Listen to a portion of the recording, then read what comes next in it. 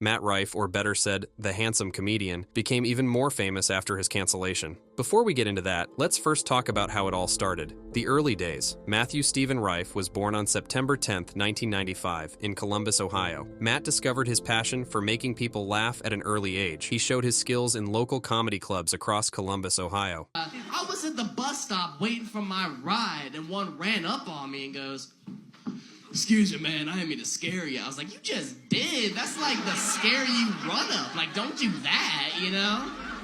His energy and quick wit quickly caught the attention of established comedians, leading to opportunities to perform alongside renowned names like Dane Cook, Ralphie May, and Finesse Mitchell.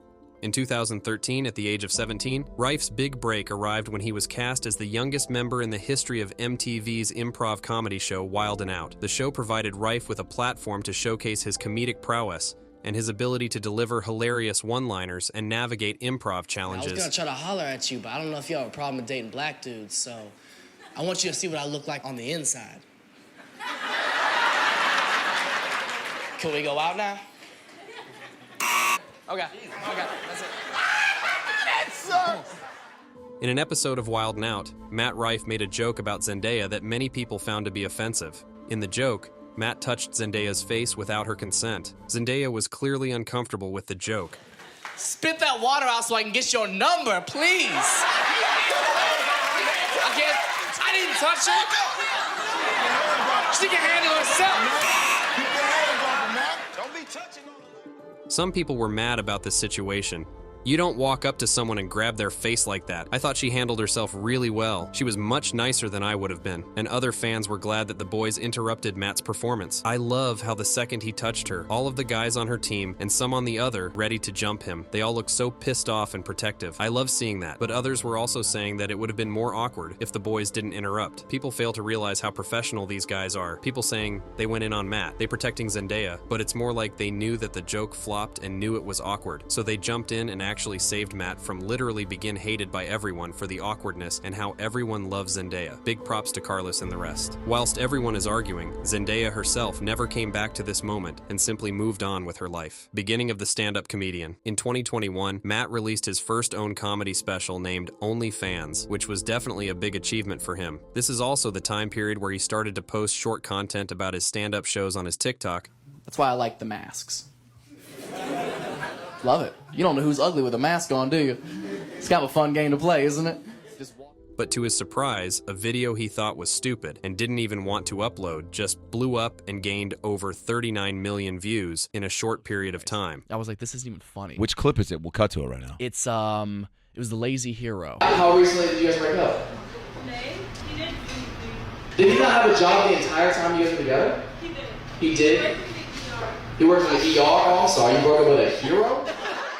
Matt gained lots of fans, but it wasn't particularly because people found him funny. It was more so because of his charming looks, which gained lots of attention from women. Gave it 15 minutes, did not laugh once. Good for him on capitalizing on being attractive, but material-wise, he's dry as a bone. Just keep giving him blue steel, pal. You're doing great. For a good period of time, Matt didn't mind whether his audience came for his jokes or looks, because he was selling out shows in an instant. Eventually, it started to catch up to him, and he realized that people, mostly women, were coming to his show just to get his attention. He didn't like having fans that only viewed him for his looks, which is understandable. As a comedian, you would want people to come for your jokes, not for your charming looks. Matt released a couple of more self-made comedy specials, such as The Walking Red Flag and Matthew Stephen Rife. Those also gained millions of views, but more from people that were lusting on his looks. On June 5th, 2023, Matt Rife announced his world tour named Problematic. The world tour meant that he was going to do 100 shows in countries around the world, but one day after the release, something happened that no one was expecting. He managed to sell the whole world tour within 24 hours. The beginning of the end.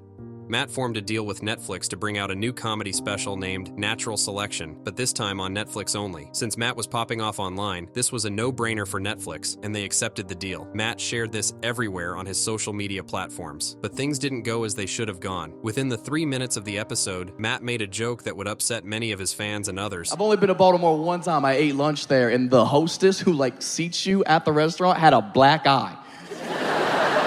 A full black eye. And it wasn't like, what happened? Yeah, it was pretty obvious what happened. And we couldn't get over the fact that we're like, this is the face of the company? This is This is who you have greeting people? And my boy who I was with was like, yeah, I feel bad for her, man. I feel like they should put her in the kitchen or something where nobody has to see her face, you know? And I was like, yeah, but I feel like if she could cook, she wouldn't have that black eye. So, just testing the water, seeing if y'all are gonna be fun or not. Just wanted to see. I figured we start the show with the rest of the show should be pretty smooth sailing after that. Matt Rife was getting backlash left, right, and center. I turned this off after 5 minutes. Someone let this guy up on stage, filmed it, and it got approved to be put on Netflix. Whilst others found the joke normal for a comedian, and some people even found the joke funny. Damn, people forget about the OG comedians, and it shows this generation would have a full-on head explosions if they heard guys like Richard Pryor. Was never a Matt Rife fan, but this is actually funny. He's gained a new fan. In an interview Matt had with Variety, Matt also said the following about his Netflix special. I don't pander my career to women. I would argue this special is way more for guys.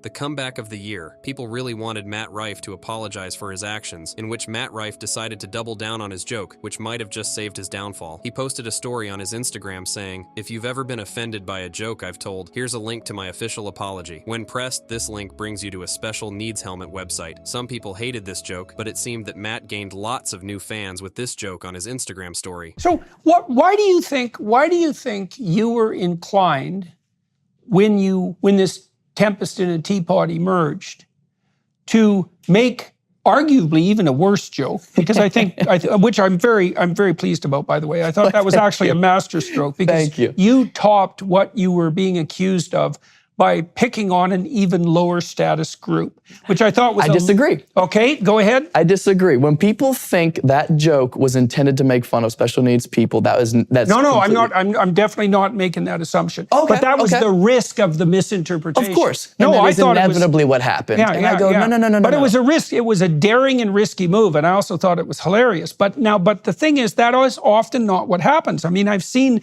celebrity after celebrity who are cornered by a small minority of their audience, right, abjectly apologize. And so first of all, did you have any guilt about the joke? Which, by the way, I also thought was very funny. Because it's a completely made up story. Like I went to one diner and a girl had like a little bruise under her eye, and it was like a conversational joke that happened at our table. And I went, this is crazy. How do you describe this humor? Is there a definition or a label for the kind of humor that you just say the worst possible scenario? It's funny because it's ridiculous, because you know it's not true, because you know it's not what you mean, you know it's not the right thing. That is what makes it funny. In the end, it seems like Matt got what he wanted. Fans that love him for his comedy and not for his looks.